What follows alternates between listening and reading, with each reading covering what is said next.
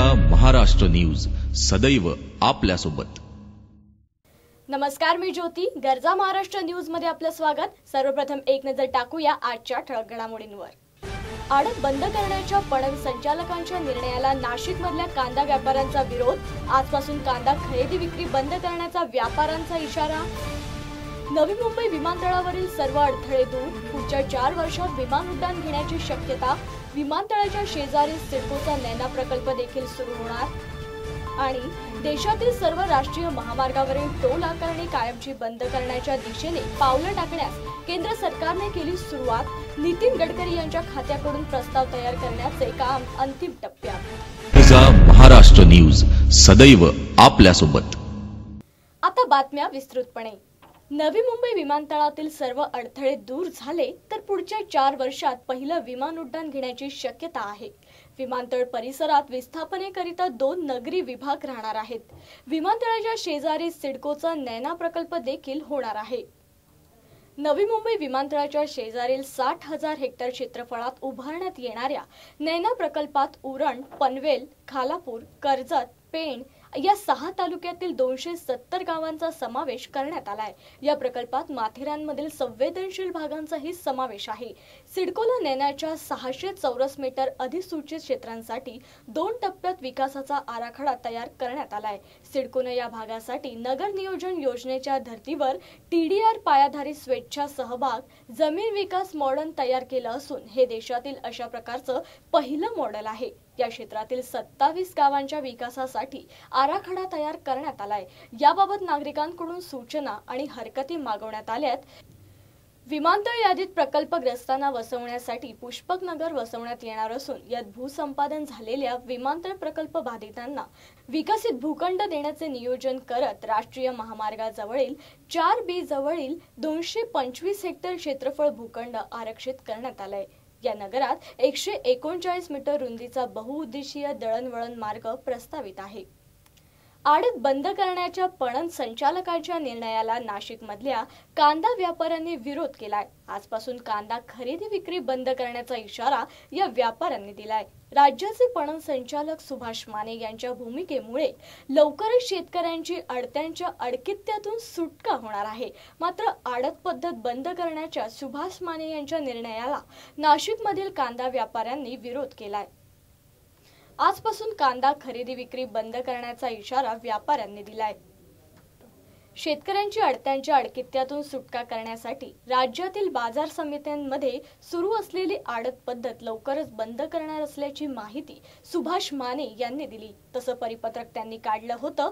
सोलापुरातील वार्शीमध्ये एका खासगी कृषी उत्पन्न बाजार समितीच्या उद्घाटनाच्या वेळी त्यांनी ही माहिती दिली। स्पर्धा असेल तर न्याय मिळतोच असंही ते यावेळी म्हणालेत। राज्यात सहकारी कृषी उत्पन्न समितीच्या स्पर्धेला खासगी बाजार समिती आल्याने शेतकऱ्याच्या शेतमालास चांगला दर मिळेल, त्यामुळे आगामी काळात खासगी बाजार समित्या स्थापन झाल्या पाहिजेत असेही ते म्हणाले होते। देशातील सर्व राष्ट्रीय महामार्गावरील टोल आकारणी कायमची बंद करण्याच्या दिशेने पावलं टाकण्यास केंद्र सरकारने सुरुवात केली आहे। केंद्रीय भूपृष्ठ वाहतूक मंत्री नितीन गडकरी यांच्या खात्याकडून यासंबंधीचा प्रस्ताव तयार करण्याचे काम अंतिम टप्प्यात आलं असून तो लवकरच मंजुरीसाठी पंतप्रधान कार्यालयाकडे सादर करण्यात येणार आहे। प्रस्तावानुसार राष्ट्रीय महामार्गावर खासगी 4चाकी वाहनांवरील टोल आकारणी रद्द करण्यात येणार आहे। याऐवजी वाहनधारकांकडून एक रकमी टोलची आकारणी करण्याचा प्रस्ताव मांडण्यात आला आहे।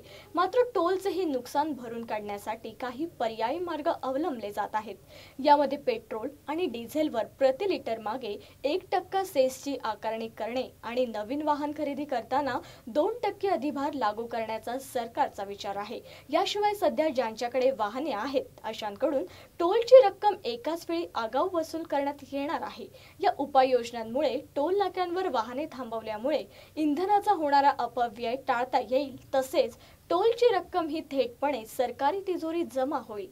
या नव्या प्रस्तावाची अंमलबजावणी केल्यास टोल वसुलीच्या माध्यमातून सध्या गोळा होत असलेली 26,000 कोटींची रक्कम 32,000 कोटींपर्यंत जाऊ शकते असं केंद्रीय वाहतूक खात्याचं म्हणणं आहे। दिल्लीमध्ये थंडीचा तडाखा आहे। दिल्लीत हवामानात सगळ्यात कमी तापमानाची नोंद काल करण्यात आली। दिल्लीतील पारा 4.2 अंशापर्यंत उतरलाय।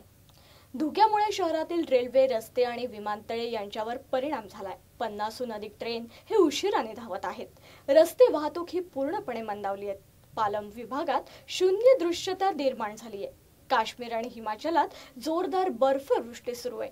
यामुळे पारा आणखीनच उतरण्याची शक्यता आहे. वाघ हा नेहमी सर्वांच्या उज्ज्वलाचा विषय ठरलाय. मात्र दिवसेंदिवस वाघांना वाचवण्याकरिता नागपुरात टायगर हब तयार होत आहेत. वाघांची वेगवेगळी संख्या लक्षात घेता राज्य सरकार हा प्रकल्प हाती घेते. या टायगर हबमुळे टोळीजवळ रोजगार वाढायलाही मदत होणार आहे. जंगलाची कमी होणारी संख्या, वाढत्या शिकारीनं जंगलाच्या या राज्याचं अस्तित्व धोक्यात आलंय. या सर्वांना लगाम घालण्यासाठी आणि वाघांची संख्या वाढवण्यासाठी नागपूरमध्ये आता टायगर हब होतोय. मुख्यमंत्री देवेंद्र फडणवीस यांच्या कल्पनेतून हा प्रकल्प सुरू झाला असून लवकरच टायगर हब पूर्ण होणार आहे. या प्रकल्पात वाघांची संख्या वाढवणे, तसेच संरक्षण करणे, तसेच इको टुरिझम तयार करून रोजगाराला चालना देणं असा हा महत्त्वाकांक्षी प्रकल्प सरकारकडून राबवण्यात येतोय. हा प्रकल्प राबवत असताना सरकारकडून पर्यटन आणि रोजगाराच्या बरोबरच वाघांच्या सुरक्षिततेचाही प्राधान्य देणं गरजेचं असल्याचं वन्यजीव संरक्षकाने म्हटलंय. वाघांच्या वाढत्या शिकारीला लगाम घालण्यासाठी यंत्रणा अधिकच सक्षम होण्याची देखील गरज आहे. सूर गवसलेला मिशेल जॉन्सन भारतीय फलंदाजासाठी मोठा धोका ठरू शकतो असं मत माजी क्रिकेटपटू गांगुली यांनी व्यक्त केलंय. ब्रिस्बेनवरील क्रिकेट सामन्यात भारत दुसऱ्या दिवशी विजयाच्या मार्गावर असताना भारतीय संघ चौथ्या दिवशी सामना हरला याचे मला आश्चर्य वाटले. पण या पराभवासाठी मी काही गोष्टींकडे बोट दाखवू शकतो असं म्हणणं गांगुलीचं आहे. तसेच एक म्हणजे दुसऱ्या दिवशी भारताची फलंदाजी साफ कोसळली. त्यांनी 6 विकेट केवळ 87 धावात गमावल्या. आणि दुसरी गोष्ट म्हणजे आपण ऑस्ट्रेलियाला 500चा टप्पा ओलांडून दिला. मी मिशेल जॉन्सनच्या फॉर्म विषयी यापूर्वीच बोललो होतो. त्याचे अपयश ऑस्ट्रेलियाच्या टीमला चांगले सलत होते.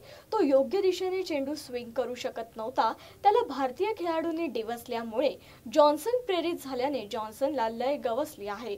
हे भारतीय फलंदाजीसाठी ठीक नाही हे देखील गांगुलीने स्पष्ट केलंय. बुलेटिनमध्ये वेळ झाली आता इथेच थांबण्याची. तुम्ही पाहत राहा फक्त गरजा महाराष्ट्र, सदैव आपल्यासोबत.